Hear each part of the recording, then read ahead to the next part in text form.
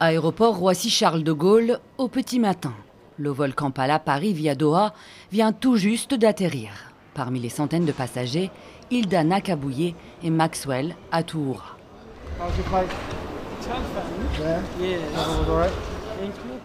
Un trajet de 14 heures pour ces deux militants écologistes venus passer 10 jours en France.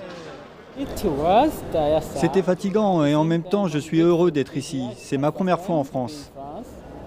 S'ils ont fait plus de 6000 km pour venir jusqu'en France, c'est pour manifester et surtout parler d'un projet colossal dans leur pays.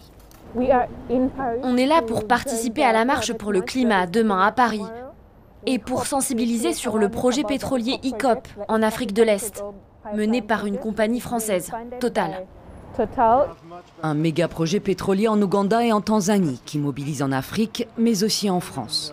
Pour Maxwell et Hilda, cette visite, c'est d'abord l'occasion d'alerter les ONG françaises sur les développements récents sur le terrain, dans les zones impactées par le chantier Total. Une pétition a été déposée il y a quelques jours en Ouganda.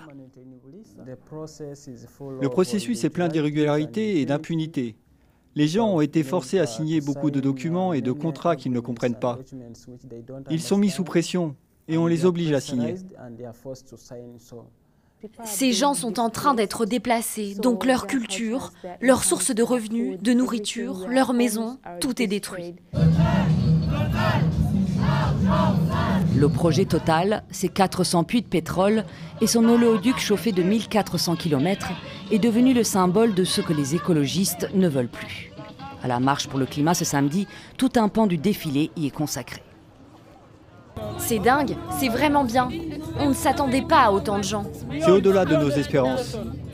Pour Hilda et Maxwell, l'enjeu est de taille. Le gouvernement ougandais, Total Energy et la compagnie chinoise Sinopec viennent de finaliser leur projet. Selon Total Energy, la production devrait démarrer en 2025. Pour les écologistes ougandais, l'objectif est de l'arrêter tant qu'il est encore temps.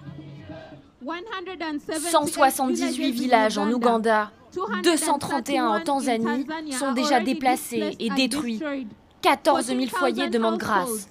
Si vous ne pouvez pas le faire pour l'Afrique ou pour nos enfants, faites-le au moins pour les gorilles des montagnes et les éléphants africains que vous venez voir. La compagnie Total Energy se dit engagée à laisser une empreinte environnementale positive en Ouganda et en Tanzanie. Faux, affirment les ONG, qui dénoncent l'étendue des violations des droits humains et des atteintes à l'environnement. Total Energy est assigné devant la justice française pour non-respect de son devoir de vigilance.